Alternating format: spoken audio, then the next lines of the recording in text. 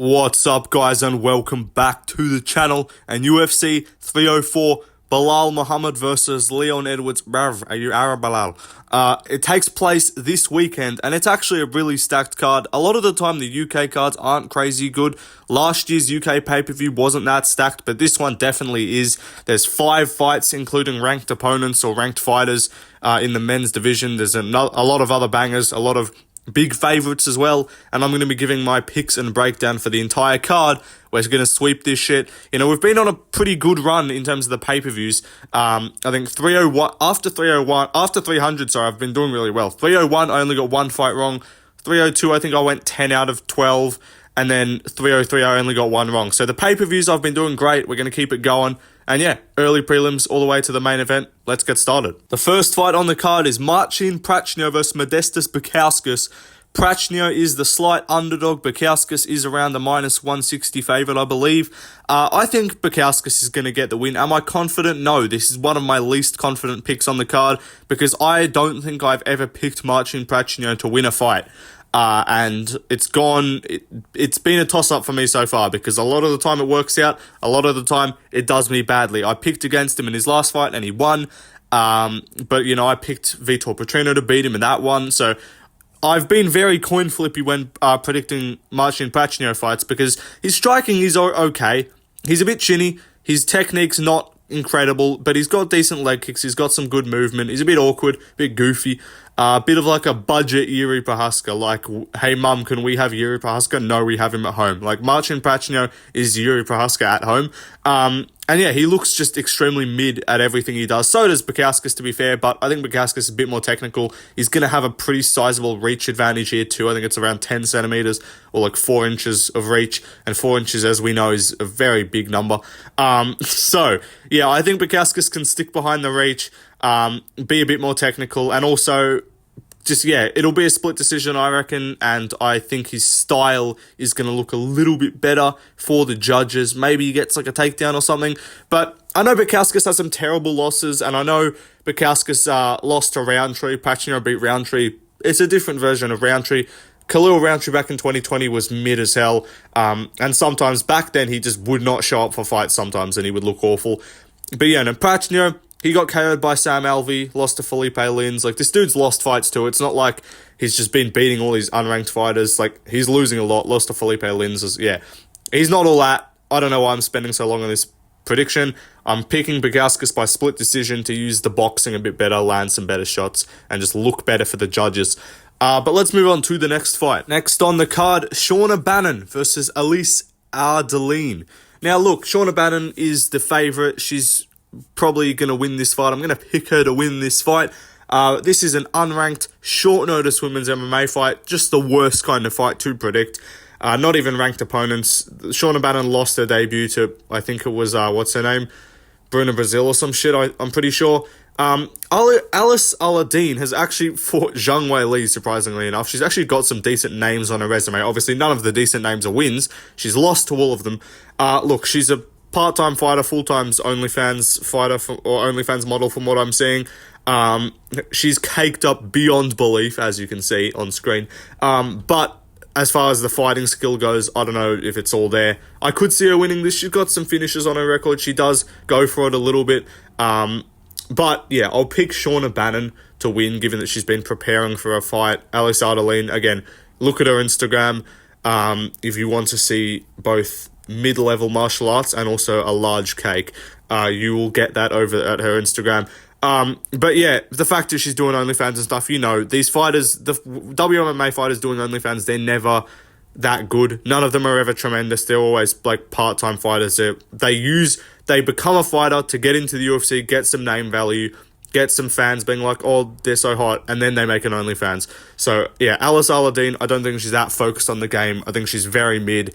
Arguably shouldn't be signed. It's only really happening because it's on short notice. So yeah, I'm going to pick Shauna Bannon to win. And again, look, Alice Ardalean, the face is mid as fuck, but overall, the tried and true method is just pick the less hot fighter.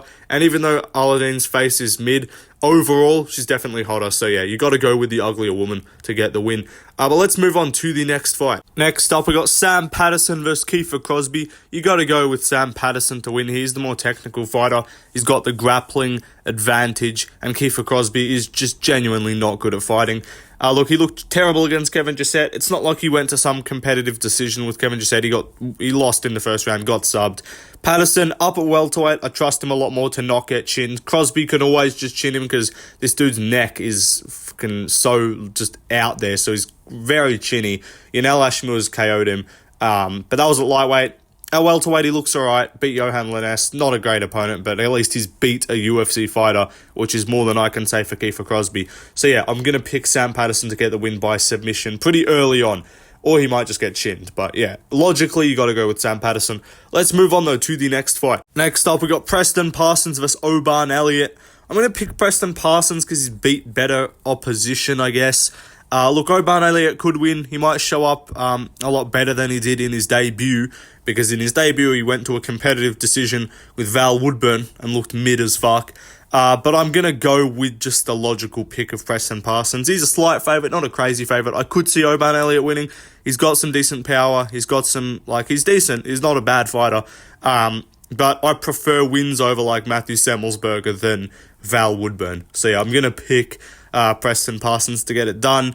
He's got better grappling, I reckon. He's got a lot of submissions on his record too. Competitive fight. Both guys will have moments. Maybe Oban Elliott rocks him, but I reckon Parsons should get the close decision win. Let's move on though to the next fight. Next up, we got Mick Parkin versus Lucas Brzeski. I'm going to pick Mick Parkin to get the win by decision. Look, maybe he gets his first ever finish in the UFC and actually looks good. But no, I think Mick Parkin, he's just been doing enough to win fights. He beat Jamal Pogues. He beat Muhammad Usman, the GOAT, of course. I think he beat Kaya Machado, or someone like that. He's just beating unranked heavyweights. Brzeski, I don't think is even the best opponent he's ever faced. It's not like he's taking on the absolute bums of heavyweight and then he fights a guy just outside the rankings, like he fights an Arlovsky, or he fights a Marcos Rogério de Lima or something like that, and you're like, okay, he might just be terrible. But no, Brzeski is not even the best opponent he's fought. Lucas Brzeski got finished by Waldo Cortez Acosta, which is rough. So yeah, I'm going to be going with Parkin to get the W. Let's move on though to the next. He's a big favourite too. A big boy and a big favourite. Let's move on though to the next fight. Next fight on the card, Callum Loughran versus Jake Hadley. I'm going to be going with Callum Loughran to get the win. I reckon he can get it done by TKO on the ground. Look, it could go to a decision, but I'm just trying to will some finishes into existence, because so far I've picked basically all decisions apart from Sam Patterson. So yeah, hopefully we can get a finish here. Jake Hadley's stepping up on short notice. I don't think it's going to go well for him at all. Callum Loughran is going to be so much bigger than him. Just look at the size difference between the two of them. Loughran's a little manlet, fucking 5'4" dude anyway. He's got the Lucas Tracy build. But he's just way bigger. Jake Hadley just does not have much muscle on him. He's a small guy. He's a slim dude. And almost, he gets outsized at flyweight by a lot of guys. So yeah, Loughran's going to just be way too big for him, way too physical. Pause. But yeah, Loughran will muscle him around a bit. Maybe even if Hadley's just completely fuck this, he might get finished. Maybe keeps it on the feet. I don't think Hadley's finishing Loughran, obviously. Loughran's got a good chin. But yeah, maybe Hadley can keep it on the feet, dance around him, just be way too quick, but I doubt it. I think Loughran will be able to impose his will and land some big shots, get him to the ground, and then probably just finish him off on the ground with ground and pound, or maybe get a sub. Hadley's jiu-jitsu is pretty solid though, so maybe the finish doesn't come. Maybe we just see a dominant, just lay and pray, or just hold top control the whole time. But hopefully we get a finish. Anyway, let's move on to the next fight. Molly McCann versus Bruna Brasil. I'm taking Molly McCann to win pretty obviously. Look, should she be that big of a favourite? Absolutely not, because we've seen it time and time again. She lets people down. She lost to Julia Stoliarenko, who's awful, and got subbed. So her grappling is definitely suspect, but I just don't see Bruna Brasil taking her down and submitting her straight away. Molly McCann's also a lot more physical down at strawweight. She fought once there. Her last fight against Diana Belbita, that was her first fight down at strawweight in the UFC, I believe, and she looked actually really good, subbed Diana Belbita, who is obviously a very attractive woman, so she's not going to be good at fighting. But yeah, Molly McCann, obviously she's got the lesbian power, lesbian strength. She looks more masculine than Bruna Brasil as well. So yeah, Molly McCann should get the win. I'm going to go by TKO. I think she'll have another one of those moments where she lands a big shot, maybe a fucking spinning elbow again. Bisping will be going, oh my word, and get real hyped up about it. And yeah, she'll have some cringy post-fight interviews, start some weird chant with the crowd, and then lose all the excitement around the win. But anyway, let's move on to the next fight. Next up, Nathaniel Wood versus Daniel Pineda. I'm going to go with Nathaniel Wood by finish, because he hasn't really gotten many finishes recently, but Daniel Pineda is 39 years of age. Look, Wood's a big favourite for a reason. He's a very good fighter. Look, he beat... no, he didn't beat Muhammad Naimov. He got fouled a bunch against Naimov, though. Looked pretty good. Dropped Naimov as well. He's got the power, but yeah, Pineda, I think Pineda gets dropped. Pineda gets hurt a lot in fights. He's a tough, scrappy dude, you know. The fight with Caceres, he gave Caceres some trouble, but yeah, he's just there to be hit a lot. He's not crazy dangerous either. I don't see him dropping Wood like Naimov did. I don't see Pineda like muscling Wood around the cage and out physicalitying him. So yeah, Nathaniel Wood should get the win. Maybe he just plays it safe, gets a decision, but I think a lot of these UK prospects will show up big, and a lot of these UK fighters, should show up big and put on better performances than they normally do, or maybe just show some unforeseen finishing potential. And yeah, Nathaniel Wood should get the win. He's an unbettable favourite because of just how wide that line is. But yeah, Pineda, don't think he really has anything for him. Let's move on though to the next fight. Manel Kape versus Muhammad Mokaev. Look, do I think there's a very good chance Mokaev just wet blankets him? Yes, because unfortunately, this new knee-to-the-grounded opponent rule where you're not allowed to just be a bitch and put your hand on the ground to avoid getting kneed, unfortunately, that's not in place until November. So yeah, Muhammad Mokaev, he's probably got one more potential win in his career left before obviously everyone just KOs him with knees as he fails takedowns. So he's got this fight still. The new rules is not in effect just yet. But I could see him just taking down Kape. I don't know how good Kape's takedown defense has been in the past. He has definitely been taken down before by certain people. But it's not like he just ever gets dominated in the grappling and ragdolled completely. He doesn't just get repeat takedown over and over and over again. And I ultimately think Kape's explosivity and his just better striking and better power is going to do him favours. Because look, Muhammad Mokaev, he has looked just so shit in so many fights. Like, I'm yet to really be... Like, I think Cody Durden was the impressive one where he looked good, but like, apart from that, like, Malcolm Gordon, he looked mid. Jafel Filo, he looked mid. Tim Elliott was down 2 rounds. Alex Perez, he looked mid as fuck. Arguably could have gone to Perez, but Mokaev just did a little bit more. So yeah, he's looked completely shit in all of his fights. Kape has looked like sometimes not all of his fights are tremendous. Like that last fight against Felipe Dos Santos, he didn't look amazing. He dropped Felipe 130-27. He dropped him a couple times and just looked way too good for him. But I think people were just thinking like, oh, look, see how see how Dos Santos was able to do anything in that fight and didn't just get KO'd immediately. Oh, bum. But like, I don't know. I think Felipe Dos Santos is actually a tricky fight. And he was coming in debut. We see how these debuting guys do against ranked opponents. They randomly just show up good. And then a lot of the time, people are like, okay, this dude's a top 10, top 15 fighter. And then the next fight, they look mid. And that's kind of what happened with Dos Santos. But Kape, he's got way better striking. And if you see how quickly... Go back and watch that fight, as well as others. Like, he's got finishes. Mokaev is not dropping or hurting anyone on the feet, really. He landed like a flying knee once, but like with punches, this dude cannot harm a fly. But yeah, Kape, watch the fight with Dos Santos. He's so quick the way he puts together combinations, and I think he can just, if he keeps it on the feet, and I think he will for a lot of the fight, he definitely will get taken down at times. Mokaev does actually have good wrestling, but I don't know. I've just never been impressed by Mokaev. I'm going to continue to, I picked him against Elliott. I've picked him in most of his fights. I picked him against Perez, right? But I've never gone out of a Mokaev fight being like, damn, but this guy proved me wrong. This dude's a fucking future champion. Like, he's not made me think that yet. Maybe he does here. Maybe he just goes out there, smokes Manel Kape. I doubt it. I think Kape's more physical than a lot of his other opponents. Kape's more explosive. He's more quick to get up as well. Like, can you not just see, like, Manel Kape is more likely to, like, you shoot a takedown on him, and then, like, bang, he stuffs it, and he's out, and he pushes off you, and he's back to range. Like, Kape seems like the guy who's going to do that rather than, like, a Tim Elliott, who might just try and do some crafty grappling, end up taken down. Like, Kape seems like the guy who would just be urgent to, like, go, bang, just let me get out of here, do whatever I need to, push off, explode out, and then he's back out to space on the feet. And on the feet, I think he cooks Mokaev. I don't think Mokaev's really got anything for him on the feet. Kape's got power. He's way quicker than Mokaev as well. So, yeah, it's just about if you think Mokaev can just wet blanket him. Maybe he does. But, yeah, I think Kape will look good here. I know he has had some injuries. He's had some iffy things going on. He's been losing his basedness level with the pullouts, with the weight misses, with the injuries, all of that stuff. But I think he'll get some aura back here. He'll beat Mokaev. He'll call out the fans. He'll call them all fags. And then, I'm talking about the lolly. There's actually a lolly that you buy from the shops called fags. YouTube admin, don't ban me. I'm saying the name of a lolly.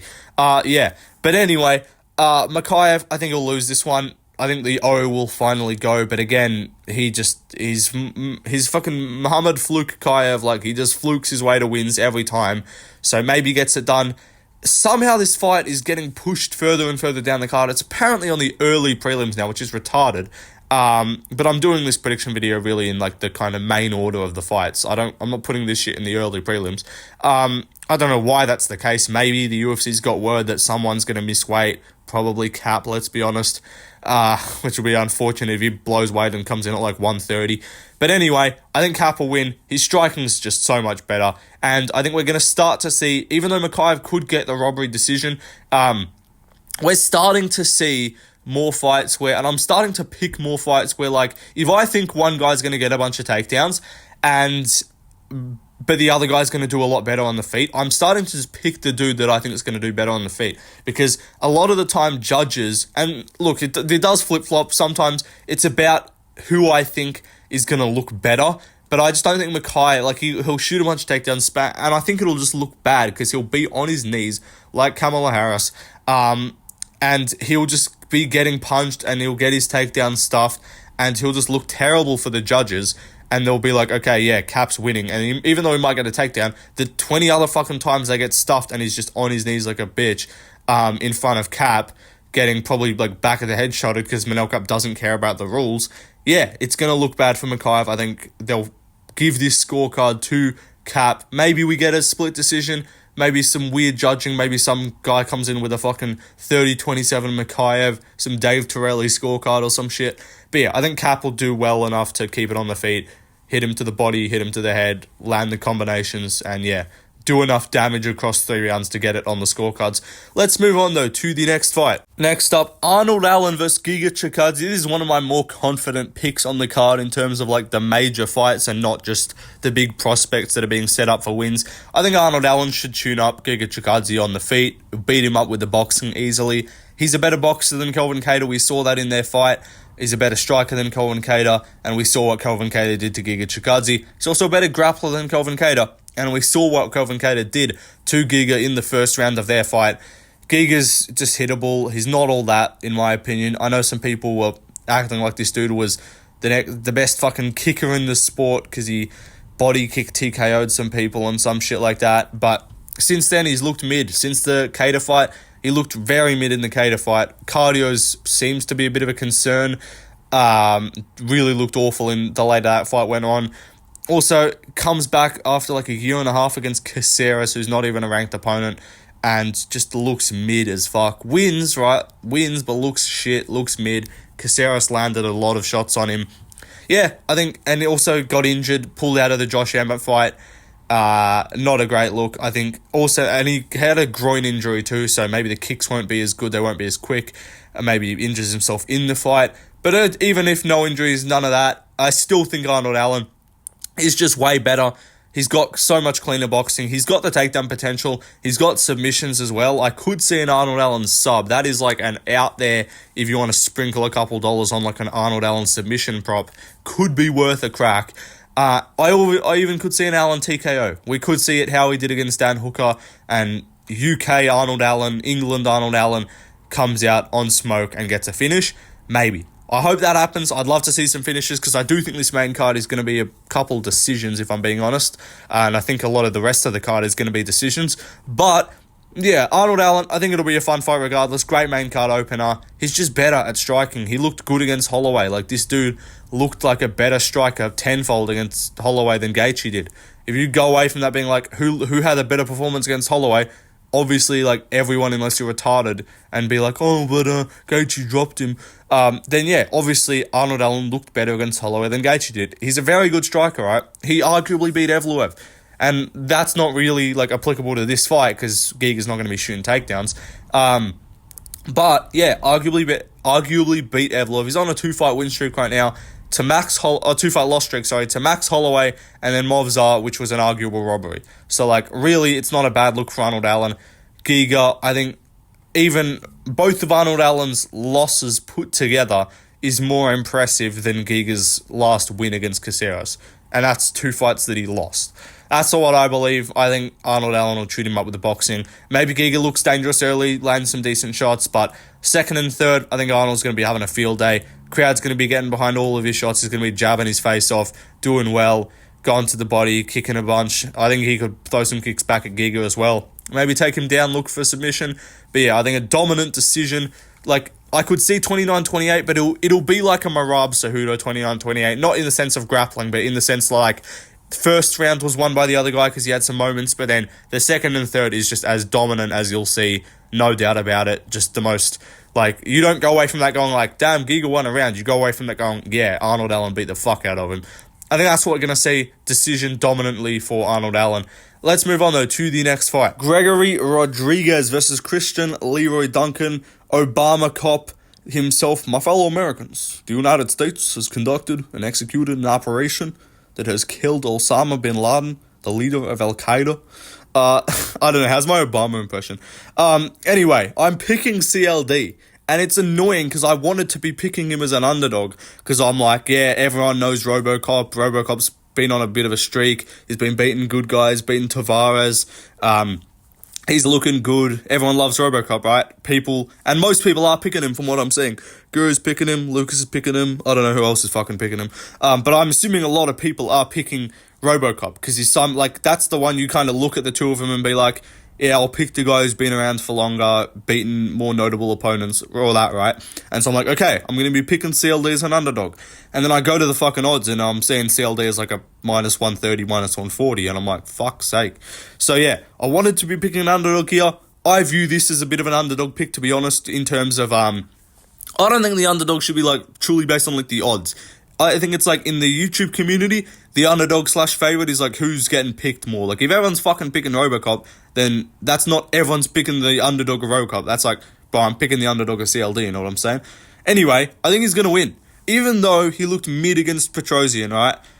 Robocop lost to Petrosian. Sure, his fight was probably a bit more competitive, right? But CLD, I think, to be honest, look, he looks so retarded. And I'm comparing that Petrosian fight to Michel Pereira, like the Tristan Connolly type performances. Like when he comes out looking like an absolute spud and then he's doing too much and then it just doesn't work for him, kind of gasses out, can't manage range, just gets tagged, gets wrestled, all that stuff. Very similar.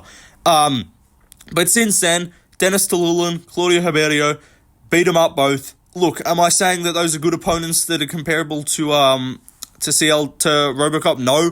Obviously, Robocop beat Loughran too. Kind of took him down, elbowed him in the back of the head, but Loughran's a bit clueless on the ground. But CLD, ultimately, I think his upside in the striking is just a lot higher.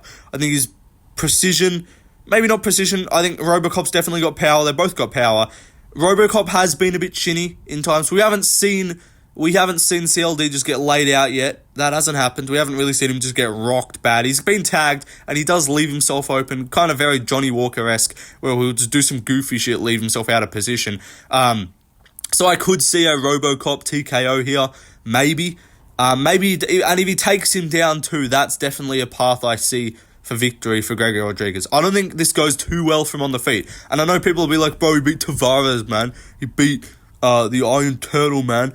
Yeah, sure, but like he also got finished by Jordan Williams in the first round, who's like 9-5 in MMA or some shit, and he also got KO'd by Bruno Ferreira, who does have a lot of power and is KOing people, but Bruno Ferreira is not a technical striker. CLD's got the reach. He's got a decent sized reach advantage, I think, at 4 inches, which we established is a lot. And I do think he's quicker as well. I do think he's the more precise striker. And yeah, I don't like RoboCop's defense all the time. He's not always super reactionary. Sometimes he kind of just marches forward and tries to beat you up, and then people tag him back. He was getting rocked by Iron Turtle, who's not a bad fighter, but I don't consider Iron Turtle like some amazing striker. Like, he's a good grappler, but I've always considered him grappler first. Maybe I'm wrong there. Maybe his striking's better than his grappling, but I don't know. He got rocked by him. Jordan Williams again. You got KO'd by Jordan Williams. I don't love that. Look, he's looked better recently, but like Tavares, not a guy with crazy finishing potential. Got a decent shin, I guess. Got a good takedown defense, but he's not really fought anyone super comparable to CLD that's gonna do the goofy shit, that's gonna just land some weird stuff out of nowhere, that can set stuff up. I don't think he's fought anyone as quick as CLD either, or as dynamic, to be honest. Maybe my read is off here, but I'm gonna be going with CLD. I view it as an underdog pick. I don't care if it's the odds say he's the favorite. More people are picking RoboCop, I'm pretty sure. MMA predictions tracker, I subscribe to him. You guys should too. He's been doing tracking all the predictions for all the YouTube channels. If that comes out and more people are picking CLD, okay, I'll take it back, fair enough. But I think more people are going to be picking RoboCop. So yeah, I'm picking CLD to get it done at home. I doubt this goes to a decision, but somehow if it does, also home cook robbery, you could see that. I doubt that'll happen though. I think he gets him done in the first. I think he'll land some weird shit. RoboCop will be like waiting on his time to shoot, trying to set up a takedown maybe. And I think CLD could land some fucking spinning elbow or something, land some weird shit, land a flying knee. And yeah, crack him, wobble him, and RoboCop does get KO'd. He's not some... I know he looks like someone who'd just be... Like, we consider him like some granite chin dude. Because I was like, how tough is RoboCop, man? But like, yeah, he's been KO'd, he's been rocked. So yeah, I do think CLD can get it done and finish him if he does hurt him.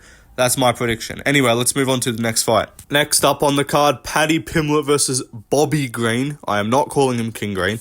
Bobby Green versus Paddy Pimblett. I am going to go with Paddy Pimblett to win by decision. I could see a submission, but I'm going to go by decision, and I'm going to go with another one of those ones where people be like, bro, is getting robbed, this is favoritism, this is rigged from the UFC, they're paying it off, they're rigging the scorecards. I think we could see some shit like that. But I do think Paddy's going to actually do pretty well here and have a good performance.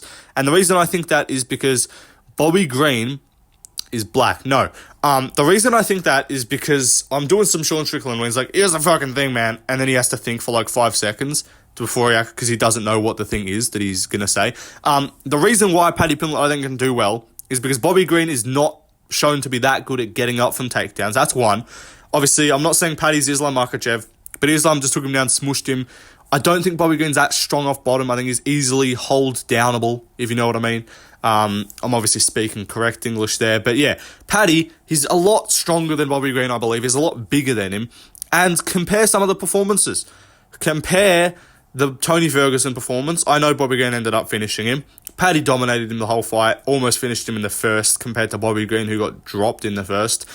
Bobby Green, look, his striking is good, and if Paddy does stand in front of him, he probably will end up getting lit up, especially if Paddy's the one coming forward. Jared Gordon had a lot of success against Bobby Green, making Bobby Green come forward, because Bobby Green, apart from like Dober, who kind of forced him on the back foot, made him a bit too comfortable, because Bobby Green loves the hands down, doing the hood style, slipping and bobbing and weaving, and then Dober kind of caught him there. But like, Dober was getting pieced up a lot of the time. But yeah, you don't do that well going forward against Bobby Green. He does just tune you up. Jim Miller tries to walk forward the whole time, be a tough out, and then he just gets jabbed up, pieced up, rocked, hurt, dropped, and it was not a good look for him. But even he dropped to Bobby Green. Bobby Green's easily droppable by just big looping shots. And I could see Paddy landing some goofy shit where Bobby's like, this dude's not going to drop me.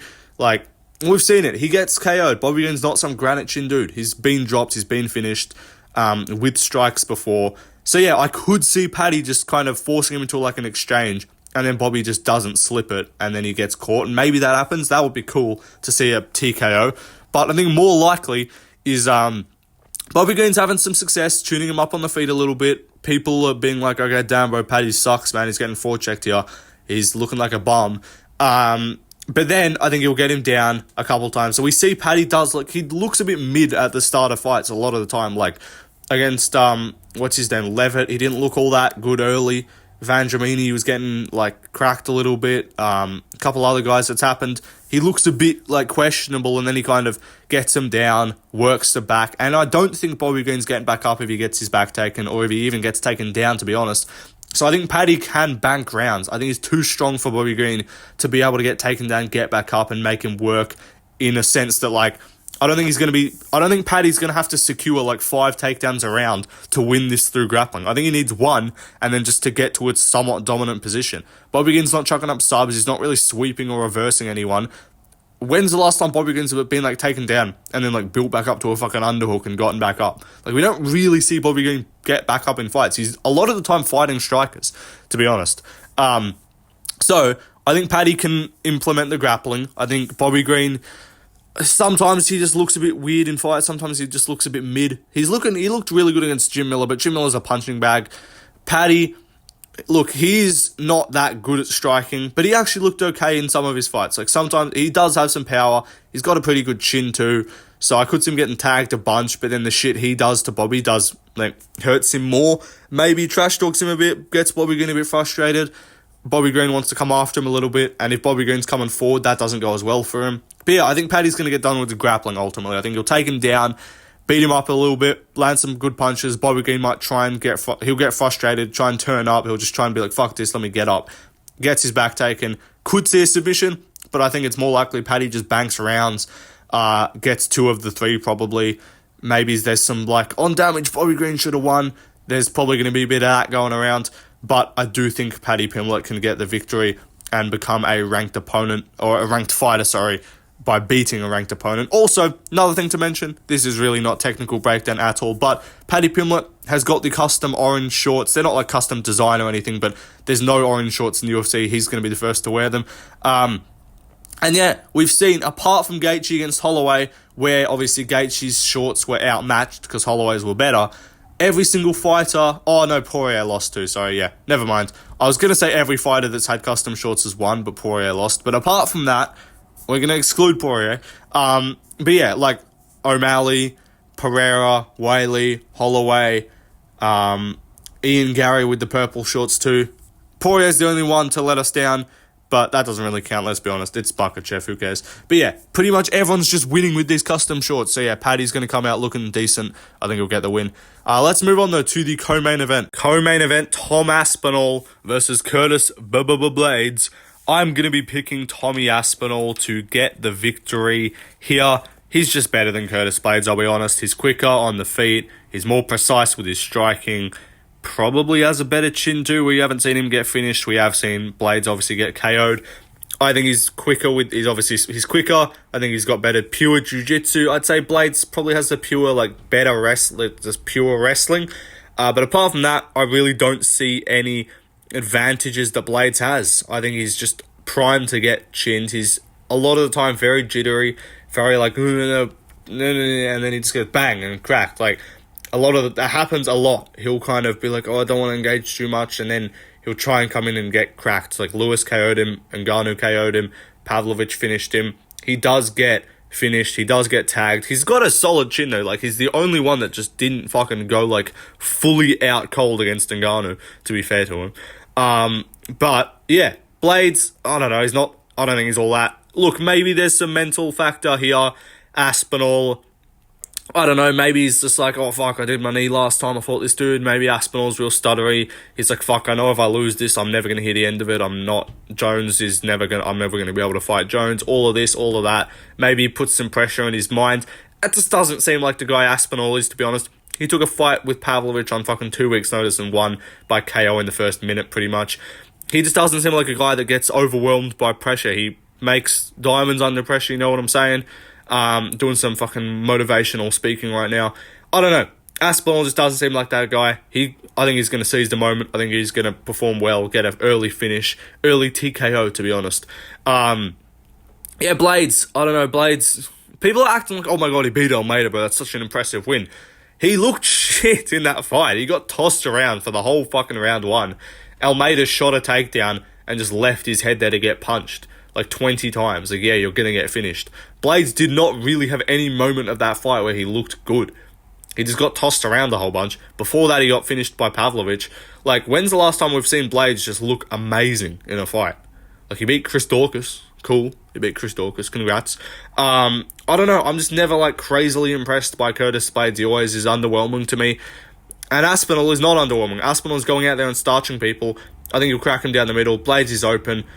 Very open to punches. Look, maybe gets Aspinall with some big clubbing shot and ruins the party. And I could see it because apparently, like, everything is going to go Dana White and John Jones' way and they're going to love it. Even though I don't think they want Blaydes to win. Jones would love it. Jones would be like, see guys, I told you I would have smoked this guy. So yeah, I think that is the chance, the karma working in the way that it shouldn't work. It should be working in the way that John Jones should be unconscious right now with fucking Stipe or Aspinall dancing over his dead body.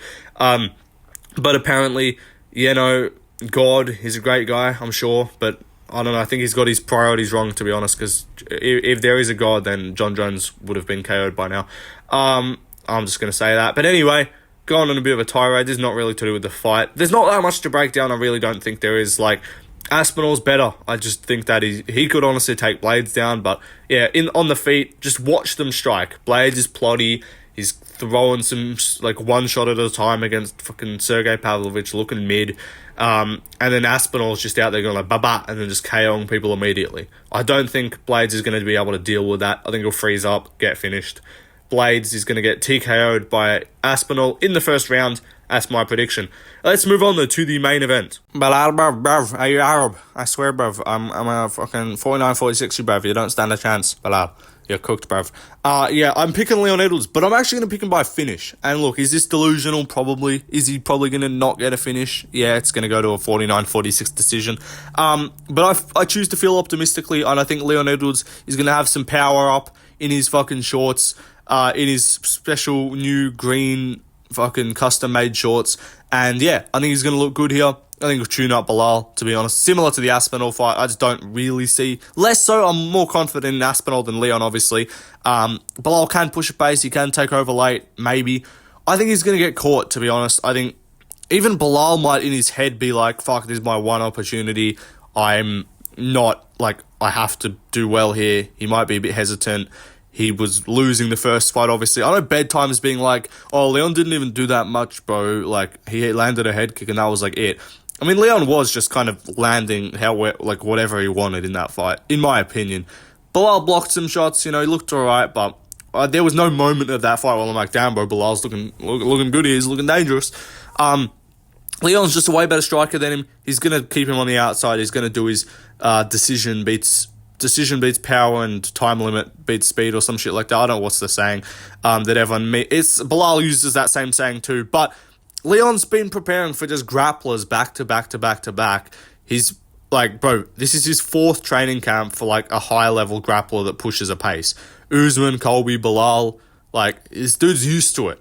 He's been in camps for like Woodley, Hamzat, those kind of fighters. Obviously didn't fight them, but yeah, Leon's he's accustomed to this fucking style of fight. Like, the training camp, he's not gonna have to switch shit up.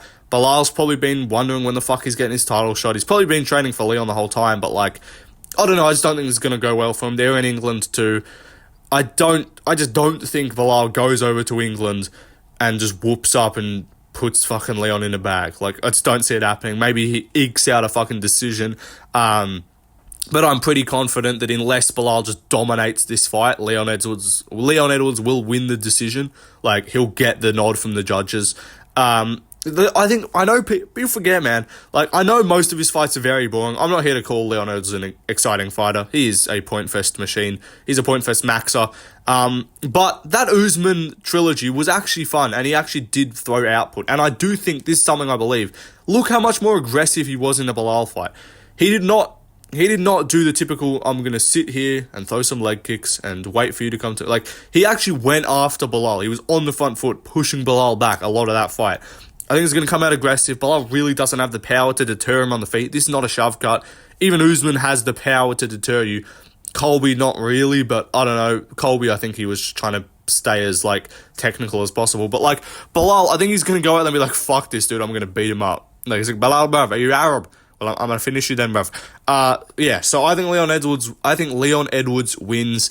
And yeah, okay, I guess my justification is, I know Poirier lost with the shorts, but every champion so far has won with shorts. Obviously, O'Malley, Pereira, and that's it. But yeah, it's a flawless logic. No, Leon Edwards, I just think he's going to win. I don't know. I don't think Belal can chain together that much grappling. Belal's not a guy to like take the back and go for rear naked chokes. He's just not. Like, Brady was the Brady fight. Cool, you finished Sean Brady. Sean Brady just fucking quit, and he was doing alright in that fight before that too. You can't be like taking one-armed Burns to a decision. He's been out for over a year too. He's older than he is, 35 or something, 36. I think he's just going to lose this fight. I think he'll get tuned up. Leon Edwards will show out pretty well in front of his home crowd. He showed out really well in London against Usman. That's my thing. He looked really good. He actually, he wobbled Usman a couple times in that fight. Didn't, rock him, but, he landed some good knees, good kicks. Yeah, I think Belal will be a bit hesitant. Maybe he just goes for it. Maybe he gets countered. I think Leon Edwards could drop him with a punch, maybe drop him with a head kick. I don't think it'll be, a flat-out KO, but I think he could hurt him, drop him, swarm on him, and, yeah, I think he gets the win. So, Leon Edwards by finish is my optimistic but unlikely call. Probably a decision, 49-46. Let's move on, though, to the end of the video. I don't know why I said let's move on. Yeah, that's the end of the video, guys. Those are my picks on screen. Like, subscribe, leave a comment. Let me know your picks as well. Yeah, follow my Instagram, Left Lane MMA. Follow my clip channel, Right Lane MMA, who is a random viewer of the channel that decided to make me a clip channel. Go give him a follow. And yeah, peace out, guys. More videos coming soon. Drop some other video ideas you guys want to see in the comments. But yeah, peace out, bruv.